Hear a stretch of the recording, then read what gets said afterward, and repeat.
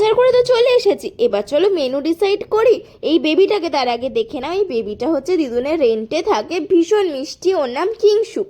এখানে চলো কি কি আনা হয়েছে সেগুলো দেখে নাও। চিকেন, মাটন আর মাছ অনেক রকমের। যাই হোক, তোড়জোড় শুরু হয়ে গেছে। মানি সমস্ত রান্না করেছে, যেমন দই কাতলা হয়েছে, ভাপা চিংড়ি হয়েছে, চিকেন কষা হয়েছে, চাটনি, পোলাও সব করে ফেলেছে। আমি শুধু মাটনটা করেছিলাম। ইতিমধ্যেই বাবাইও চলে এসেছে, আর এখানে আমার মাটন কষানো চলছে, আর চাটনিও হচ্ছে পাশে, যেটা আমার দেখানো হয়নি তোমাদের সাথে। সবাই মিলে থাকলে যা হয়, ওইভাবে কি আর সব শ্যুট করা যায়? মজা করতে করতেই সময় চলে যায়। চিংড়ি মাছ, ভাপা চিংড়ি, পোলাও সব ডান। একটু তাড়াতাড়ি করেই করতে হয়েছিল, কারণ আমাদের আবার বাড়ি ফিরতে হবে।